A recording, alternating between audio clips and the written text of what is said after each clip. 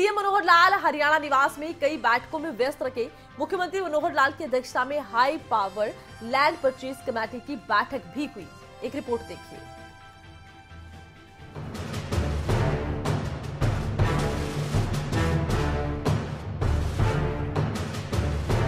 चंडीगढ़ में हरियाणा निवास में मुख्यमंत्री मनोहर लाल ने दिशा कमेटी की बैठक ली। इस दौरान डिप्टी सीएम दुष्यंत चौटाला भी मौजूद रहे। दिशा कमेटी की बैठक में सीएम मनोहर लाल ने लंबित योजनाओं की समीक्षा की। इसके बाद मुख्यमंत्री मनोहर लाल की अध्यक्षता में high power land purchase committee की भी बैठक हुई। बैठक में कई विकास योजनाओं के लिए भूमि खरीद योजनाओं को मंजूरी दी गई। सीएम मनोहर लाल ने बताया कि हरियाणा में अब तक ई भूमि पोर्टल के जरिए ही जमीन खरीदी गई है। किसी भी किसान की इच्छा के खिलाफ जमीन नहीं खरीदी गई।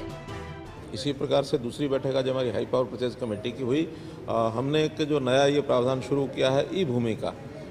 पहले तो एक्वायर की जाती थी ज़मीनें, लेकिन एक्वायर करने के बजाय हमने ई भूमि का जो सिस्टम शुरू किया है उसके अंदर 3 लेवल पर ये मीटिंग्स होकर के ज़मीन को परचेज करने के लिए नेगोशिएशन से हम पूरा करते हैं। पहला डीसी लेवल पर होता है, दूसरा चीफ सेक्रेटरी लेवल पर होता है और तीसरा एक हमारी कैबिनेट की एक कमेटी है बनी हुई, जिसमें रेट्स जो हैं वो 20% से हायर रेट्स अगर डिमांड किए जाते हैं कलेक्टर रेट से, तो वो फिर जो हमारी कैबिनेट की कमेटी बनी हुई है हाई पावर परचेज कमेटी, उसमें हम लेकर के आते हैं। तो आज 7 प्रोजेक्ट उसमें आए थे। लगभग 311 एकड़ ज़मीन और 172 करोड़ रुपए में आज वो खरीद की गई है।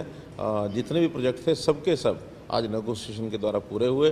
प्रति एकड़ 40 कम से कम 40 लाख का रेट और ज़्यादा से ज़्यादा 1 करोड़ 15 लाख रुपए एकड़ तक भी ये ज़मीनें ली गई हैं। मुख्य जो प्रोजेक्ट्स आज फाइनल हुए हैं उसके अंदर एम्स जो मनेठी में बनना है उसमें 140 एकड़ ज़मीन वो प्राइवेट लैंड जो है वो खरीदी गई है।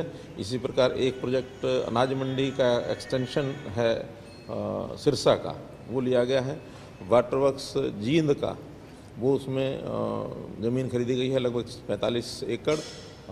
एक नू का जो मेडिकल कॉलेज है उसका रास्ता वो चौड़ा करना है, उसमें भी 14-16 जो एकड़ ज़मीन है। मंजावली का जो पुल नोएडा को बन रहा है उसमें भी अभी ज़मीन बाकी रहती थी, उसको लिया गया है।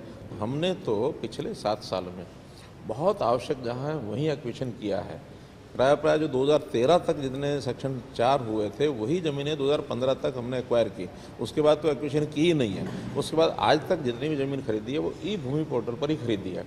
और आगे भी हमारा विषय यही है कि हम ई भूमि पर लोगों से नेगोशिएट करके वो ज़मीन सस्ती है महंगी है, हर स्थान के हिसाब से रेट के हिसाब से ज़मीन ली जाती है। किसी भी तरह से किसान को तकलीफ ना हो उसके हिसाब से, उसके मन की इच्छा से जो बेचना चाहता है वो बेचता है। फिर भी जहाँ कहीं इमरजेंसी में कोई लीनियर जितने भी प्रोजेक्ट्स हैं, बहुत जगह पर लीनियर प्रोजेक्ट्स रुक जाते हैं। अब हमने गुरुग्राम में देखा है कई सड़कें ऐसी बनी हुई हैं, पूरी की पूरी सड़क है, 10% 5% टुकड़ा भी कोई रह जाता है तो कोई भी व्यक्ति बीच में अड़ता है कि मुझे अपनी नहीं बेचनी है।